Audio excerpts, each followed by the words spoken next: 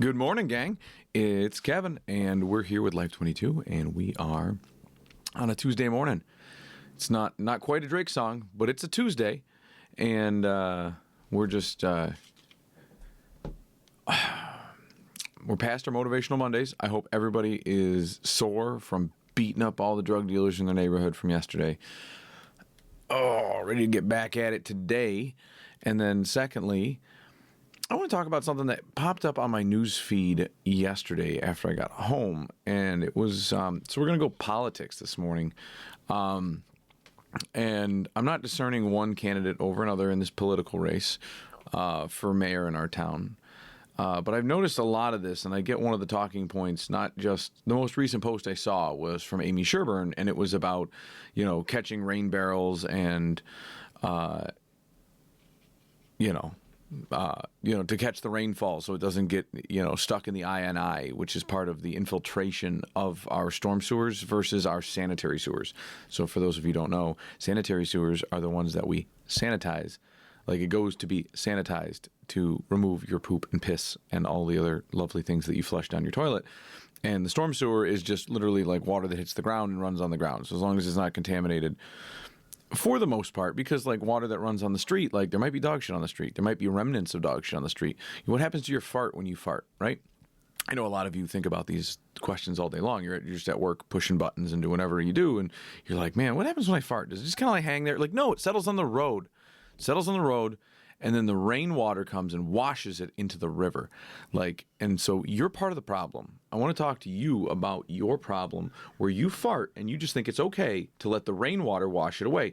You need to let it settle out, and then you need to go and collect your fart dust. Eventually, you give it like 50 years, like 100 years. I'm going to be long dead, and there's going to be a group of idiots going up to the Common Council complaining that they're still allowing people to fart without permits. Like, they need to have permits because they're going to fart into the river. Like, how do they fart into the river? Oh, and then they're going to go through a diagram, and they're going to show like a little poopy stink. It's going to look like a cloud, and it's going to settle. It's not rain, just dust settling. Anyways, I figured I'd take it onto a humorous term, but here's the thing, is that it does... Because you could go down a rabbit hole, and I can show you. I just showed you how quickly somebody could go down a rabbit hole to prove that, stormwater should be 100% zero biological waste. It's like, it's bullshit, because you need to stop rabbits from shitting in your yard. I'm all down for shooting all the rabbits because they're good stew, but I'm not. You're not going to stop it. You're not going to stop the bird from flying overhead and taking a shit on the grass, and then the rain washes into the grass washes into the street goes into the storm sewer goes in the river. But here is the slippery slope that comes from this post, right? So they're talking about collecting, look at this rain barrel. We had a light rain and it filled 65 gallons off the top of my house. Well, I guess it depends on how long your gutter run is. All these other things. So they're trying to prevent people's homes from contributing to the INI, which is that infiltration into the storm sewer. And here's part of the problem is that, first off, you want to prevent storm water from getting into the sanitary sewer. So the argument is some houses are connected into the sanitary sewer, right? Like, if you go around people's houses and you see these cast iron pipes coming up to catch their gutter, most likely they tie into the basement and go into the sanitary sewer, and there's usually like a big cast iron trap along the walls. Most of these old houses, they didn't have storm sewers. They just had a sanitary sewer. And your floor drains, which floor drains aren't really a thing you put in anymore. You put in like a crock with a sump pit, because the theory is that back in the day, the theory was if your sewer line backs up, it's going to back up onto the floor, and eventually you're going to want to unclog it and wash it out to the sewer. Because most likely your gutter's not going to back up. If your gutter backs up and it's clogged, it's just going to dump water on the ground outside your house, which is no bueno for a foundation to get down that rabbit hole, but it's better than having your basement fill up with sewage, which most likely would be what your basement would fill up with. So they want to take it to the sanitary. So I'm still behind on that. I still like that logic.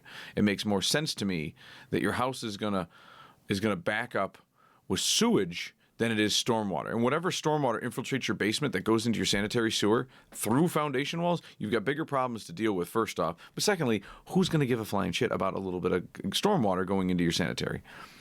The issue these people are having is that when the water comes down off your gutters, you're catching the entire surface area of your roof from rainfall, gathering it into gutters, sending the gutters down, and sending that into the storm. So what they want you to do, and this is the part that you don't see the Common Council talking about, and I don't blame them for talking about this, because this is an issue like 15, 20 years ago when I moved to Olean. I moved here, and they went around, and they did smoke tests, and they did all these things, and people were up in arms. People were up in arms because it's like, it's my property, I'll do whatever I want. And they're like, wow, you're going to poop in the river, and well, or you're flooding the infrastructure, and we have a rule, and you have to listen to our rule.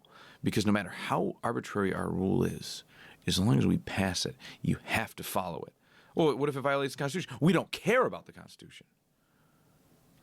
That's the attitude they have. They haven't formally said it. But it doesn't matter if they say it or not. If you act in a way that you don't care about somebody else's rights, you don't care about the Constitution, then you're automatically saying it. You're saying it louder than if you were to say it.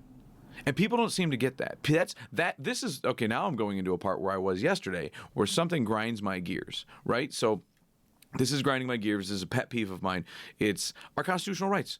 It's not a peeve of mine that they exist. It's a peeve of mine that people disregard them. They are the law of the land.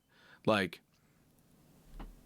and I'm supposed to defend it tooth and nail, foreign and abroad. That's it. Every single person.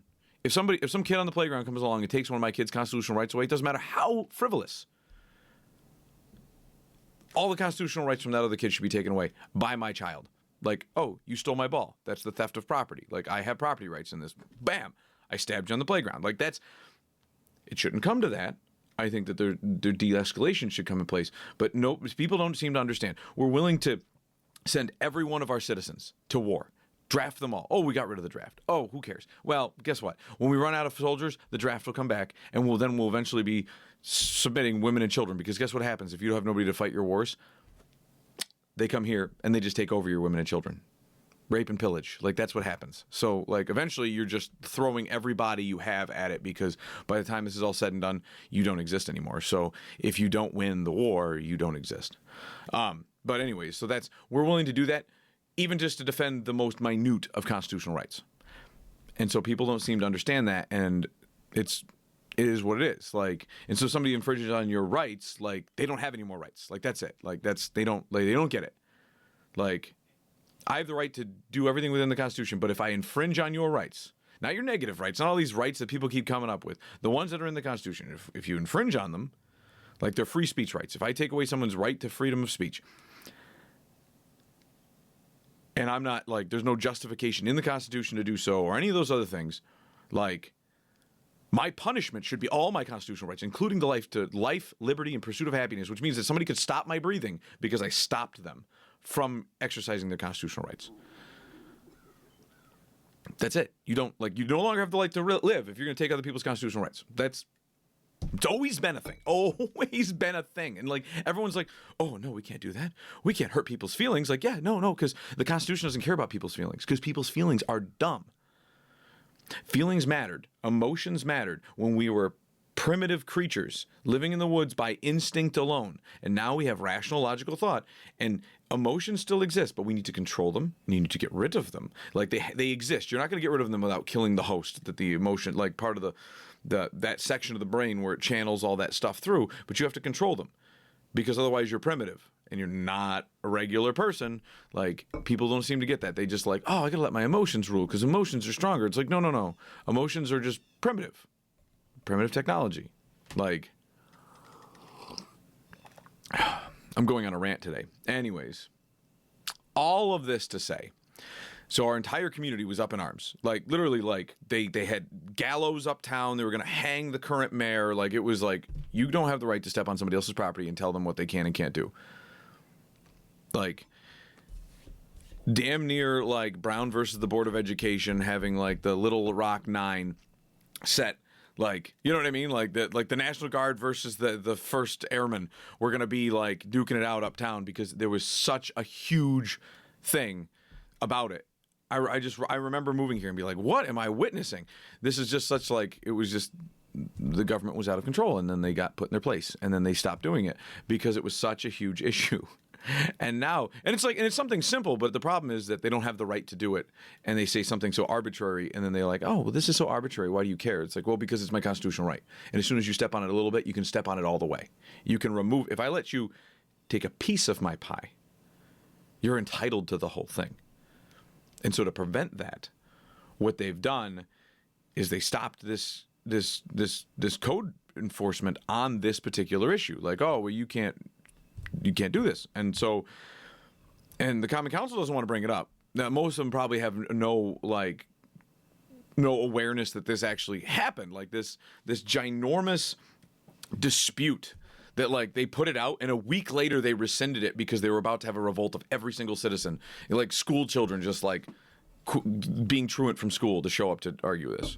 And I might be exaggerating a little bit, but this was such a huge issue. I remember, like, every day for like 6 months this was in the paper, and I was a high school kid going, like, why are half my friends not at school? Oh, because they're protesting this. Like, and it was such a simple thing, but they were going around smoke testing things, and then they were like giving little old ladies $2,000 fines because, like, oh, you didn't disconnect.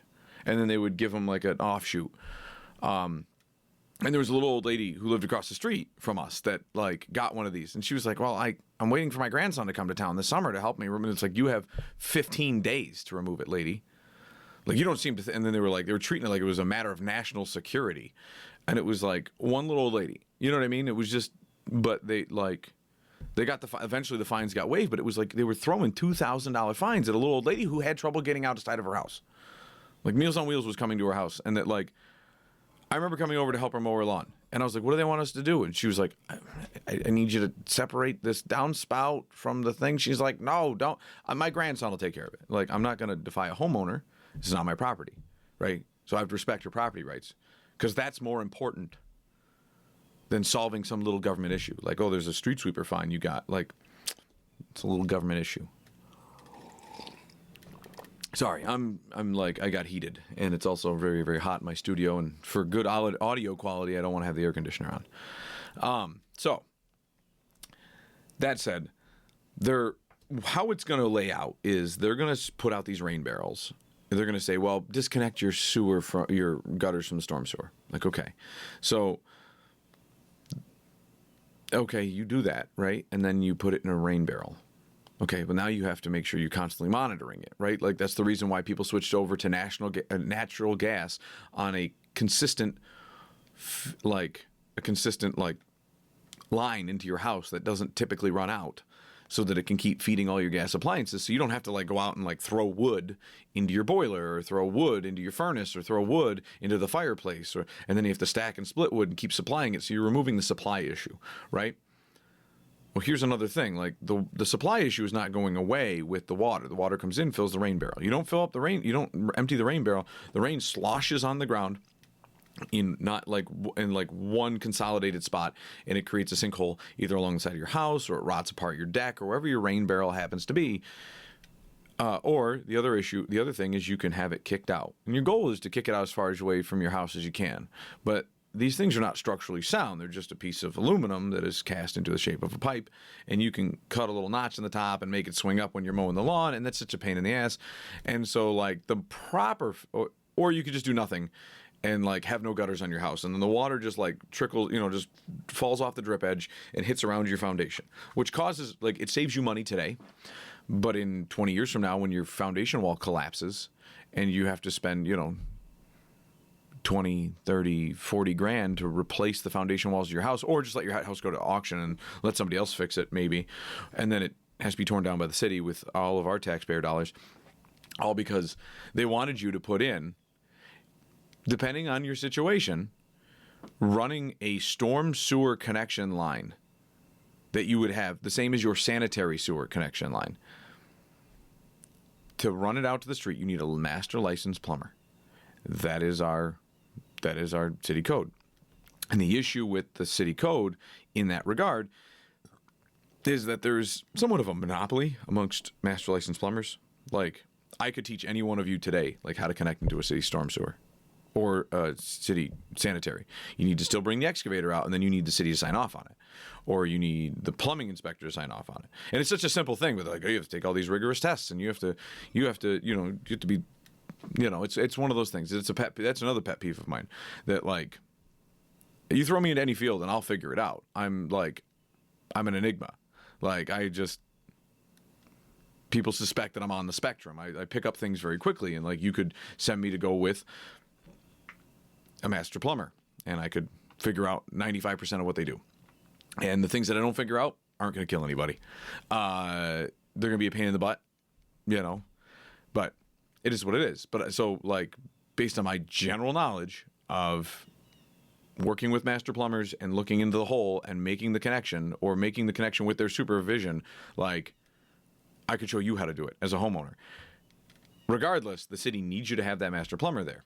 And so that's why these storm sewer connections cost just as much as sanitary sewer connections, which can range anywhere from $4,000 to $8,000 on average for you to put one in. There's cheaper options, like you can put in bubblers. There's a lot of labor in the collection of all this. And then you still have to collect it all and tie it into like a manifold just on the outside of your house. There's no sewer gases, so you don't really have to worry about the traps. The old traps were in your basement because they didn't want the sewer gases to kind of, vent out around the base of the house where your gutter would stuff into an old cast iron hub. Anyways, you're expecting little old ladies to pay $2,000 fines for not doing this, or to pay $8,000 to tie in. And I've seen people pay upwards of, like, there was one lady, she paid like $18,000 to have her sewer line redone, to replaced from inside her house all the way out to the street with the city connection. And then while they were doing it, they were like, hey, for 20, make it an even 25 and or 26, and we'll run a water line. So it's like, well, the hole's already there. So she paid $26,000 to have her water and sewer line replaced. And that's without adding the storm sewer. So it's like, man, I mean, see, like, and I'm saying that's not the most average. That's what I'm saying. $4,000 to $8,000 is probably a reasonable number for just your storm sewer line, just based on the fact that it entails almost all the same stuff as a sanitary sewer line. So they're going to produce all these different things. It's going to tell you have to do this, and there's going to be some simple city code. And it's like, yeah, it's a simple city code. But eventually it's going to be, you have to disconnect.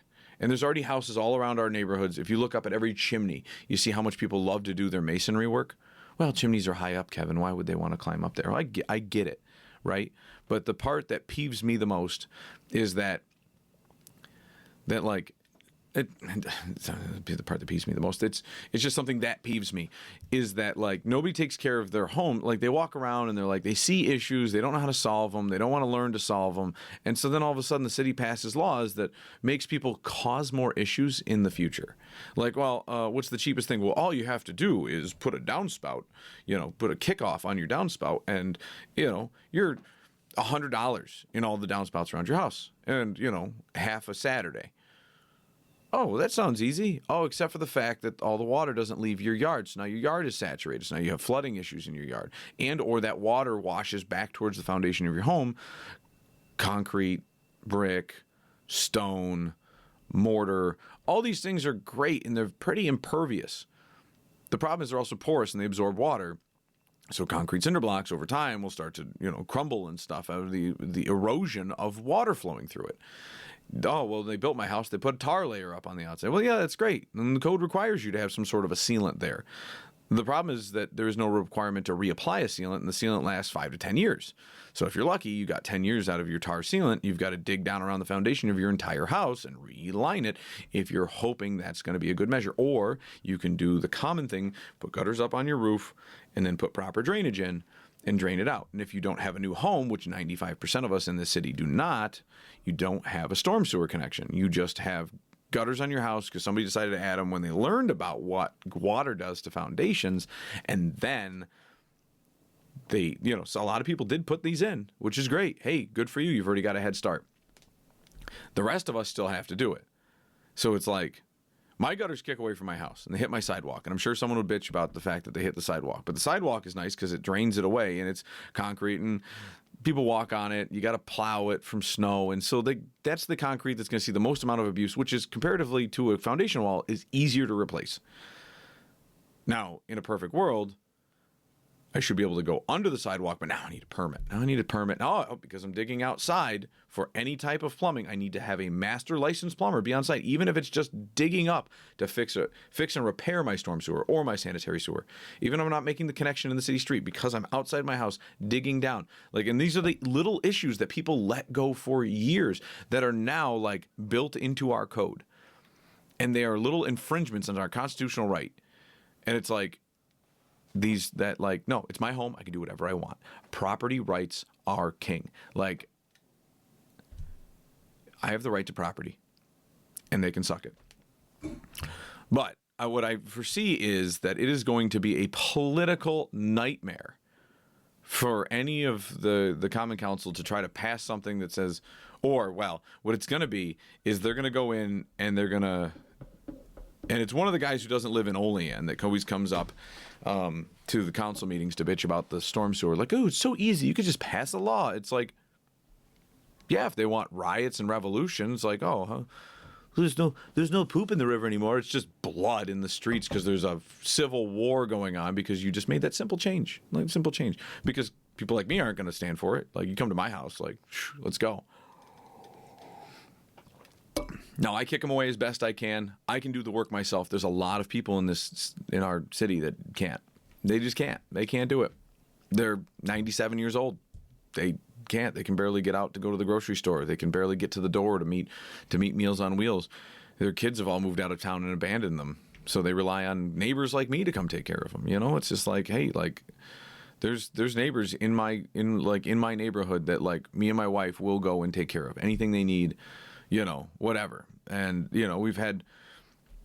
it's just one of those things. And it's a shame when they have to go to a nursing home because, listen, if they were my parents, we'd be taking care of them. And, there's another fallacy in our society, right? Your parents take care of you when you're a baby and then you get older and then you take care of your kids. But then also your parents get older and then you take care of your parents. That is your responsibility as a good member of society with social fabric. And there are people that, either they didn't have kids, so they don't have this option. And, but you got to take care of your community. And we went over this yesterday with the kid with the bike. You got to take care of your community and you got to get rid of the waste and filth that's in it. The people who stole the kid's bike, right? I guess to get back to topic, the Common Council is going to try to pass something. I know this is how it's going to work. It's going to be incremental, but they're going to be we need to have people disconnect from the storm sewer. And then they're going to send code enforcement around who I'm sure they don't want to infringe on people's property rights, but that's the job they have, is to do that. That is their job is to walk the line on what legally they can and can't do. And the problem is that it's just a headache. But they're going to come to everybody's house and they'll be like, oh, are you disconnected from the sanitary sewer? Oh, yeah, look, see. I put a plug on that hole over there where it goes into the sanitary sewer, now it just dumps on the ground. Or I kicked it away and it goes out 20 feet and it still rots my foundation away. Or I had to pay $2,000 to have a bubbler installed. Oh, city code doesn't approve bubblers. Oh, you know what I mean? There's a lot of things in the code, too, that don't exist to be able to complement this stuff. So there's just a lot of different things, and I think it's hilarious that we're that it's going to end up going down this road, and you watch, and you watch people not get reelected to their position. And I'm sure I know what some of them would say, I don't care, I'm here to do what I need to do. And it's well, okay, so but you should be a good member of society and not infringe on other people's rights. Even if you because sometimes I get hot under the collar. I don't know if you've noticed, but I'll get hot under the collar and I want to do something, but I don't, because it is my responsibility to discern good from evil and infringing on people's rights and not infringing on people's rights. And so if I think that this solution may work and I could stake my life on it. The problem is if I infringe on somebody's rights, I am staking my life on it because I should expect them to come and snuff out all my constitutional rights for even just thinking of stepping on theirs. Like that's the so. But well, that's my rant for today, guys. So keep tuned because I bet you if you watch council meetings like I do, I'm sure all of you out there are just avid watchers of the council meetings. You're gonna watch these council meetings. You're gonna look at it and you're gonna be like, did they just pass the disconnect from the sanitary sewer ordinance and now they're sending, hundreds of people around to go and like make sure that I'm not like discharging my gutters into the sanitary sewer. And then what's going to happen is they're going to check every home. And when they do, they're also going to, this is a great revenue generator because we can find all these people and it's going to be blah, blah, blah. And it's like, yeah, you think that's great to scare your citizens off, then they move out of state. And then you have more abandoned houses. Like nobody seems to understand that aspect either. Oh, look at this. There's a heave in the sidewalk. Look, this is a tripping hazard. Give them a fine or give them 10 days to fix it. Like there's a lot of stuff that's going to happen and people don't seem to these slippery slopes, man. And then the issue is all the nonsensical people that show up at the council meetings and push them. And they are like 4% of the population believes what they believe. 4%. And the problem is these people treat them like gospel. It's like if you were to listen to Facebook trolls, that's like 0.5%. And if you were to go off of voter rolls, it's 0. It's like negative. There are more people on Facebook like that are spouting nonsense ideas that like for every one voter, there's 1,000 people on Facebook. And you got to think like half of them are bots and or like multiple accounts. You got like one person have 15 accounts. And there are people like that. I know people that have 15 accounts. And it's not even like a full-time job for them. It's just like, it's just kind of fun. Like 3 times a day, I'll just log into like half the accounts and just make a random post that supports my opinion. And I'm like, that's just dumb. I could name on like 3 hands people just off the top of my head that could do that. Or that do that on the regular. And it's like, and this is just people just take this as normal. Like, if you want to win, you just got to win in numbers. It's like, yeah, but it's fake numbers.